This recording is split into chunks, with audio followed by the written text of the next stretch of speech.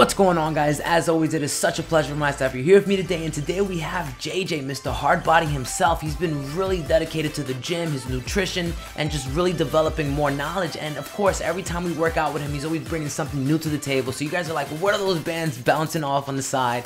And what we're doing here today is the Koji bench superset with regular bench press. And this is really gonna help on fatiguing the prime movers of the exercise as well, in conjunction with helping out the stabilizer muscles of the exercise.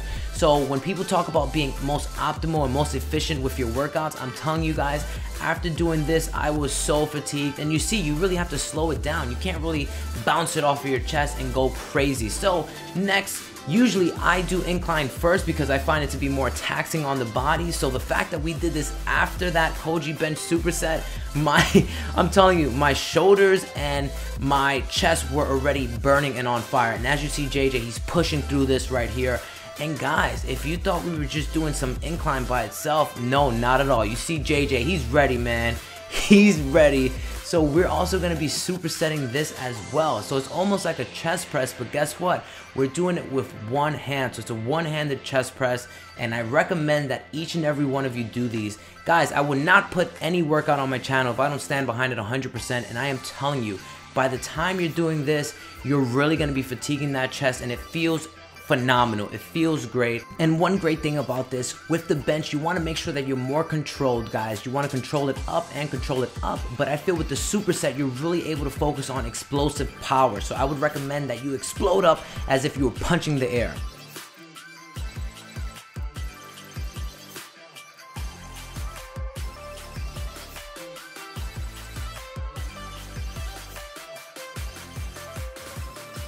And as you guys know, I'm sure the next day after hitting chest, you feel it in your deltoids, you feel it in your shoulders, and that's because the shoulders play a huge role in any bench exercise, any chest exercise. So you want to make sure, you know what, since you started, you might as well fatigue them completely. And right here, guys, I am switching it up. I'm actually doing it with a dumbbell because for some reason, I didn't feel comfortable using the machine and the bar that he was using. So guess what? I tailored it to my needs. So I recommend you guys do that, and then we just superset it with some behind the neck shoulder presses.